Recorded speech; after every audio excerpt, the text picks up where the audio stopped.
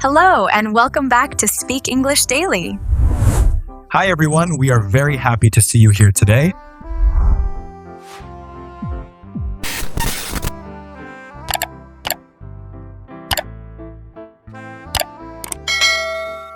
Have you ever asked someone a simple question and suddenly you felt trapped in a story that would never end? Oh, I know that feeling. You ask, "How was your weekend?" And 40 minutes later, they're still talking about parking. Yes, and somehow the story includes 5 people you've never met, 3 locations you don't care about, and weather information that changes nothing. First it was cloudy, then sunny, then cloudy again. Thank you, David. What an emotional roller coaster. I think everybody knows at least one person like that. I actually had a coworker who could turn a 30-second story into a documentary series. That sounds dangerous. One day, I asked him why he was late to work. That's it. Simple question. And he said, "Well, first you need to understand something about my cousin." Oh no. Then, suddenly, we were discussing his cousin's old apartment, a broken washing machine, traffic downtown, a coffee shop employee named Marcus, and somehow a pigeon. A pigeon? The pigeon never became important to the story, by the way. That's what makes it worse. I still don't know why he was late. You know what's funny? Most people think storytelling is a talent you're born with, but honestly, good storytelling is mostly about understanding what people enjoy listening to. And what they don't enjoy surviving. Because storytelling affects almost every part of life: friendships, dating, work conversations, family dinners, interviews, even confidence. Especially confidence. When someone tells a story well, people naturally pay attention to them. They seem more interesting, More social. more memorable. Meanwhile, bad storytellers create this strange emotional experience where you want to escape politely. You start looking around the room for help. You suddenly become very interested in your phone battery percentage. Or the wall. The wall becomes fascinating. But here's the thing. Most bad storytellers are not boring people. That's true. They just don't know how to organize a story in a way that feels good to listen to. Which is great news because that means storytelling can improve pretty quickly. Definitely. And usually the problem starts with too many unnecessary details. People think details automatically make stories better. But good details create emotion or curiosity. Bad details just slow everything down. Like when someone says, "So I was wearing my blue jacket, not the dark blue jacket, the lighter blue jacket I bought 2 years ago." None of that matters unless the jacket catches on fire later. That would improve the story immediately. It really would. Or when people introduce every person in the story like we're studying for an exam. My friend Sarah, well, technically she's my cousin's friend, but we met in college. And her boyfriend Tom, not the tall Tom, different Tom. Meanwhile, the listener is slowly losing the will to live. Storytelling should feel like movement, like something is pulling you forward. Yes, a good story creates momentum. You want to know what happens next. Even tiny stories can do that. Especially tiny stories. Sometimes the best stories are under 1 minute. My grandfather was amazing at that. He could tell a short story at dinner, everybody would laugh, and somehow it felt complete. That's a real skill. He never drowned the story in details. He only kept the interesting parts. Which sounds simple, but most people actually do the opposite. They start at the absolute beginning of human history. So, last Tuesday... Actually, maybe it was Wednesday. No, wait, Tuesday, because that's when I had pasta. We are 7 minutes into the story and nothing has happened. And the listener starts working harder than the storyteller. That's such a good way to describe it. Because listeners should not need to organize the story themselves. The storyteller should guide the experience. So, what do you think is the biggest storytelling mistake people make? Easy. People tell stories chronologically instead of emotionally. Explain that. Most people think storytelling means describing events in the order they happened. Which sounds logical. It sounds logical, but it's usually terrible for conversation. Because real life is messy. Exactly. Sorry, not that word. Because real life includes tons of information that feels important in the moment, but unnecessary later. Right, like if I tell you about missing my train, you probably don't need every detail from the entire morning. Unless your morning included a tiger. Sadly, it did not. People should focus more on emotional movement. What was surprising? What was awkward? What changed? What made the listener feel something? Yes, emotion creates attention. I think I can demonstrate a bad version of storytelling right now. Please do. Yesterday, I went to buy headphones. Strong start. So first I woke up around 8, maybe 8:15. I checked my phone for a while, then I brushed my teeth, then I couldn't decide which shirt to wear because one shirt was still wet from the laundry. Incredible! Riveting! Then I made coffee, not my usual coffee because I ran out of milk, so I used almond milk, even though I don't really like almond milk anymore after this one weird experience last year. I already regret asking. Then my neighbor Kevin came outside while I was leaving. You haven't met Kevin, but he's tall and always wears sandals, even during winter. Why are we learning so much about Kevin? Then traffic was kind of bad, but not terrible. Then I parked near the electronics store, but technically it wasn't that near because I had to walk a little. Mike? Yes? Nothing. Nothing has happened yet. That's the point. And this is why people lose listeners. Because the brain starts asking, why am I hearing this information? Yes, there's no emotional direction, no curiosity, no tension. Also, no headphones yet. You buried the interesting part under a mountain of setup. Which people do constantly in real conversations. A better version would start closer to the important moment. Like, I accidentally set off the security alarm while trying to buy headphones. Immediately better. Because now people care. Now the listener has a reason to stay. They want the answer. What happened? Why did the alarm go off? Was it embarrassing? Did Mike survive?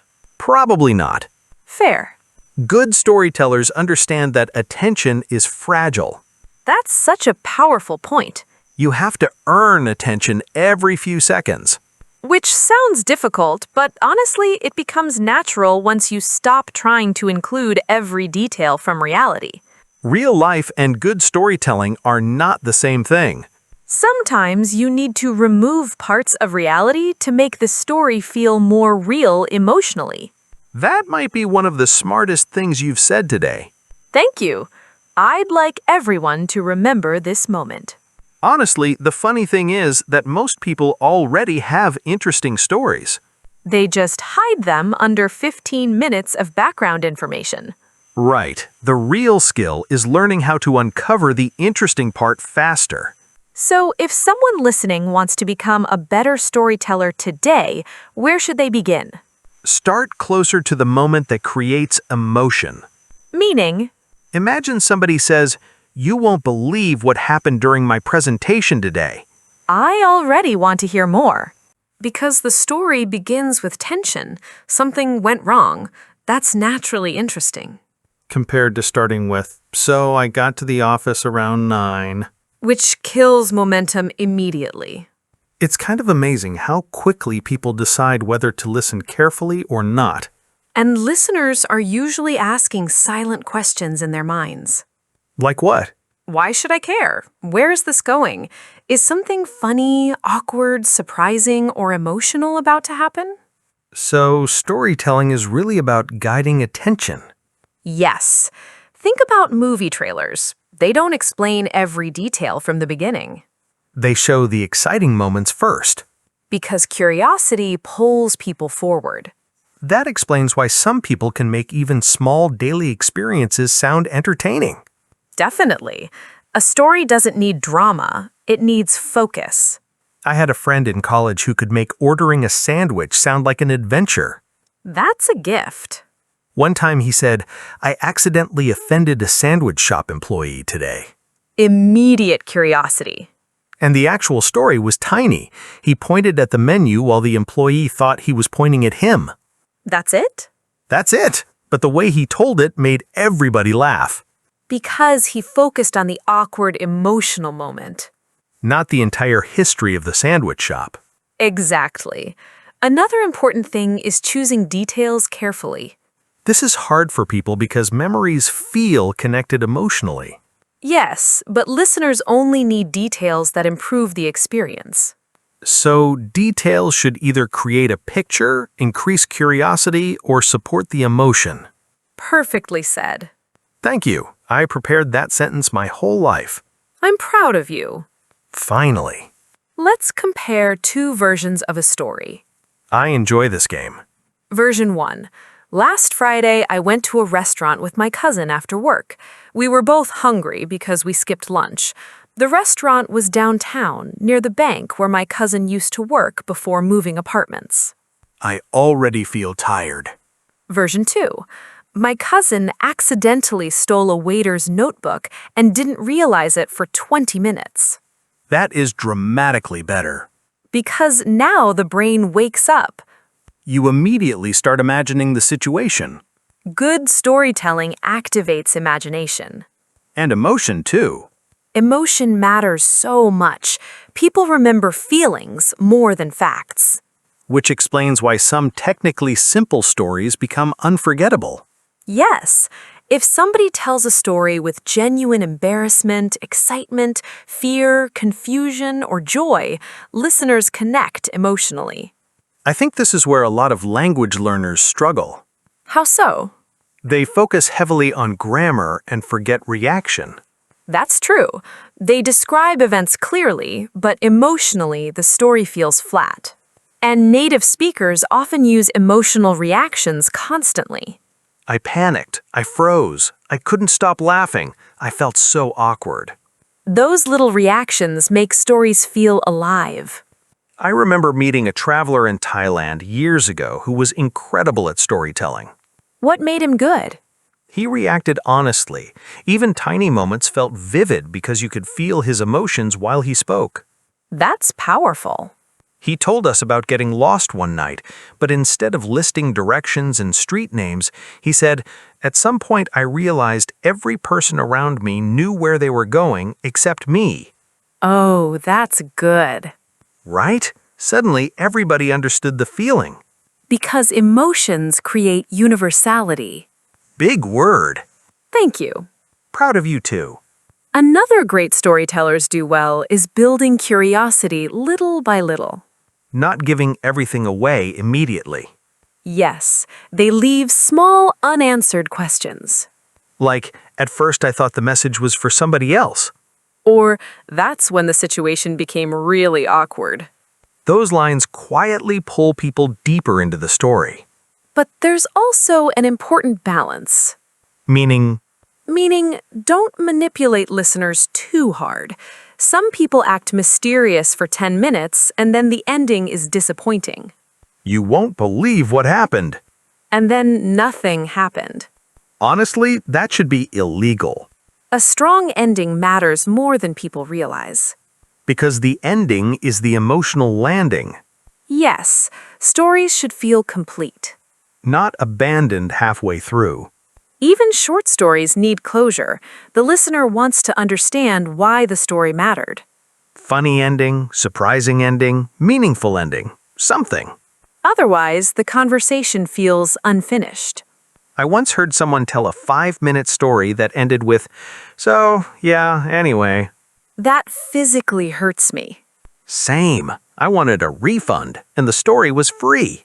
Good endings often return to the emotional core. That sounds smart. Explain it like I'm 7 years old. Simple.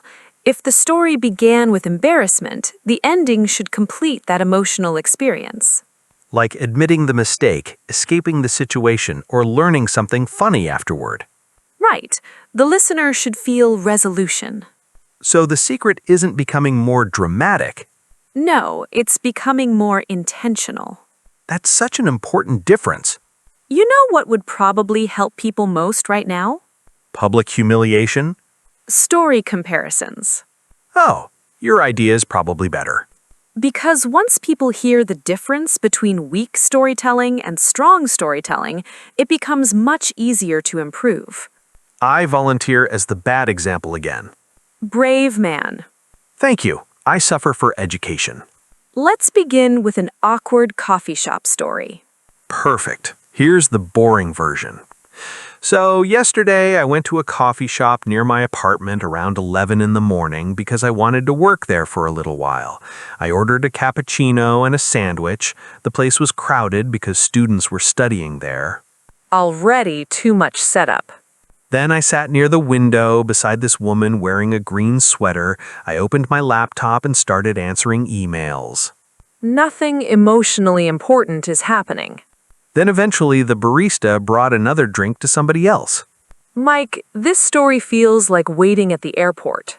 Which is funny because our next example involves an airport. Stay focused.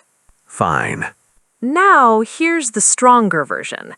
I accidentally drank a stranger's coffee yesterday and didn't realize it until she stared directly into my soul. Immediate improvement.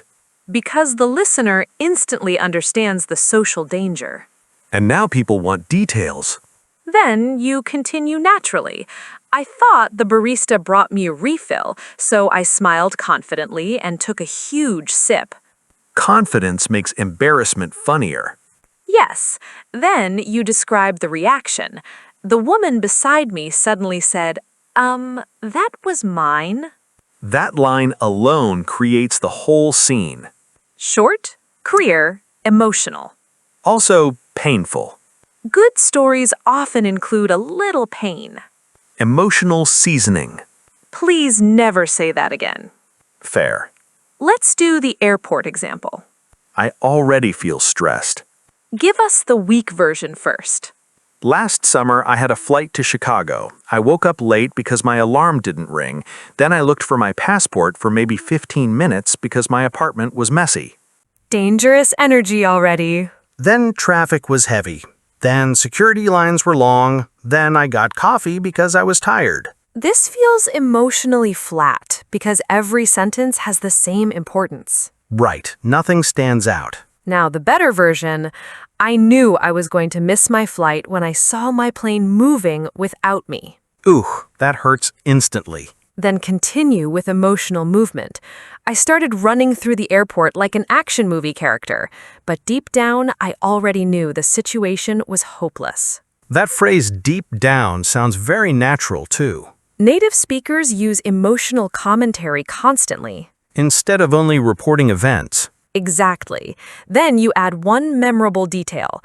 The worst part was making eye contact with the pilot while I was still running. That image is hilarious. Strong storytelling creates visual moments. All right, let me try the text message example. I'm nervous already. A few months ago, I was texting my friend Daniel while watching television.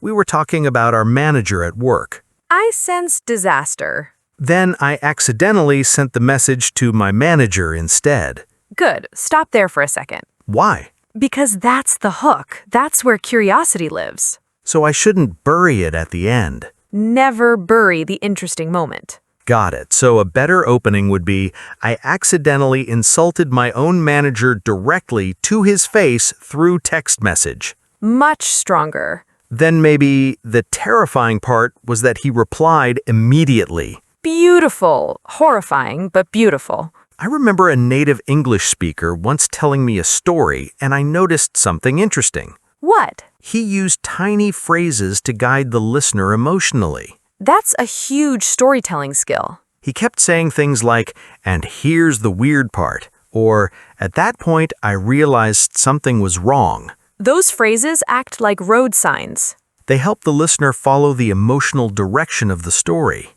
And they build anticipation naturally.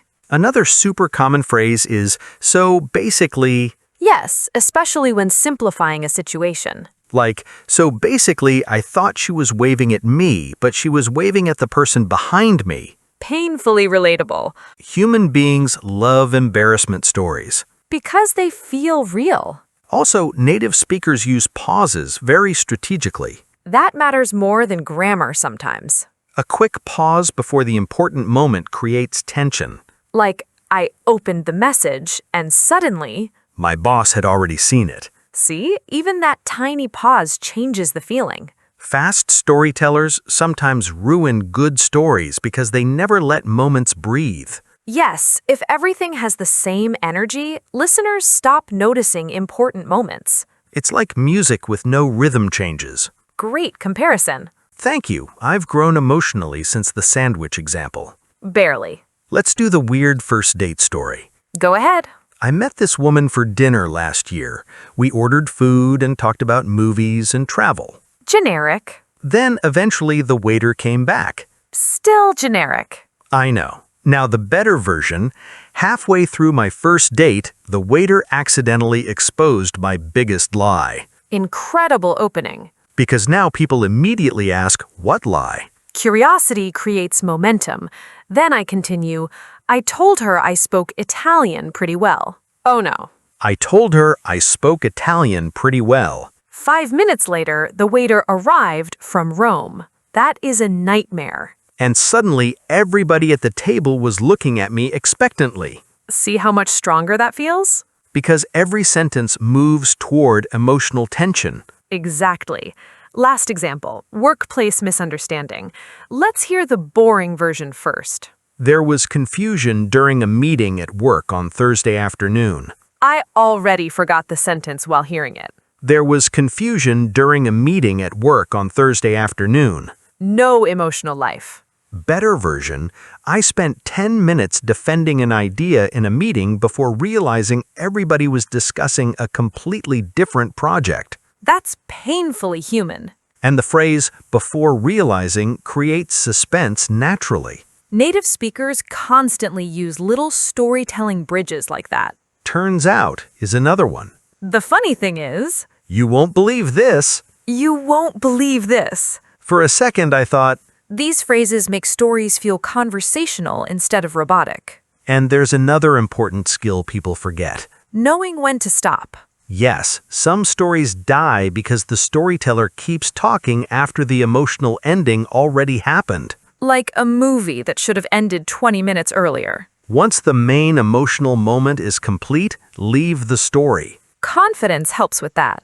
Definitely. You don't need to explain every reaction or lesson afterward. Sometimes the best ending is just letting people laugh. Or cringe. Or both at the same time. You know, this whole conversation is reminding me of one of the most embarrassing moments of my life. Finally, I've been waiting for emotional damage. It happened at a bookstore a few years ago. That already sounds like your natural habitat. Very funny. So I was holding this novel and reading the back cover because I couldn't decide if I wanted to buy it. Normal behavior so far. And beside me was this older woman also looking at books.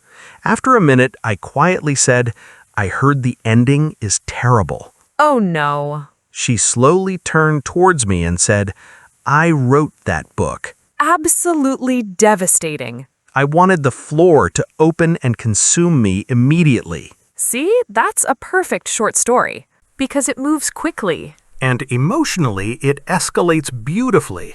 Also, the image is easy to imagine. Poor Anna standing in literary ruins. The worst part is that she was actually very polite. Somehow that makes it worse. She just smiled gently while I transformed into dust internally. Honestly, the phrase, I wrote that book, sounds like the final line in a psychological thriller. I still think about it sometimes before sleeping. Your brain replays it at 2 a.m. for entertainment. Exactly. Mine is less elegant. Good, I'm ready. A friend once asked me to water his plants while he was traveling. This already feels dangerous. He gave me very simple instructions. Water them twice during the week. Sounds manageable. But after 3 days, one plant looked weak. Here comes the bad decision. I thought maybe it needs extra water. Never trust confidence that appears suddenly. So I gave it a lot of water. Define a lot. Enough to create weather conditions. Mike, Then another plant started looking bad too. because you were drowning the ecosystem. I panicked and gave more water to all of them so nobody would feel excluded. Equal opportunity destruction. By the end of the week, his apartment looked like a swamp documentary. Please tell me you admitted everything immediately? No, I tried to fix the situation secretly. That sentence has never ended well in human history. I bought replacement plants. You did not. I absolutely did. Mike, plants are not phone chargers. People notice differences. Apparently they do, because when he came home, he stared silently at one plant for 10 full seconds and said, "Why is this one suddenly tropical?" I can't breathe. Then I confessed everything. See, what makes that story enjoyable is not the plants themselves. It's the emotional decisions. The panic, the bad logic, the failed solution. Human beings love watching other humans make terrible, confident choices. Which honestly explains most internet content. True. Before we finish, I think we should give listeners one super simple storytelling formula they can practice immediately. I like practical things. Makes me feel responsible. The formula is simple. Situation, Problem, reaction, ending. 4 steps, clean, easy to remember. Let's build a quick story together using it naturally. Situation first. I was giving an online presentation to my team. Good. Now the problem. Halfway through, my cat jumped onto the keyboard and accidentally turned on a strange filter. Strong visual already. Reaction next. At first, I thought people were laughing at my presentation, but then I realized my face looked like a giant potato on camera. That's horrifying. Emotionally, yes. Now the ending. I spent the rest of the meeting pretending nothing was wrong while everybody avoided eye contact out of pure respect. See how smooth that feels? Because every part has a purpose. Situation gives context. Problem creates tension. Reaction creates emotion. Ending creates satisfaction. And none of it required dramatic acting or complicated vocabulary. That's an important point for English learners. You do not need perfect English to tell engaging stories. Honestly, people care much more about clarity, emotion, and timing. Some of the most entertaining storytellers I've met used very simple language. But they understood people. They knew how to make listeners feel included in the moment. And storytelling is really connection more than performance. I love that. You're not trying to sound like a movie character. Unless you naturally sound like one, in which case, congratulations. You're simply sharing an experience in a way that lets another person enjoy it with you. Which means small stories matter too. Very much. Missing a bus, sending a strange text, mishearing someone in public. Those tiny moments become memorable when you tell them with honesty and feeling. And the more you practice, the more natural it becomes. Also, listeners can feel when somebody is genuinely enjoying the story themselves. That energy spreads quickly. So next time something awkward, funny, confusing, or unexpected happens to you, don't just report the facts. Think about the feeling. Think about the moment people would care about most. And trust your listener enough to keep things simple. Your stories don't need to be bigger. They just need to feel human. And hopefully involve fewer drowned plants than mine.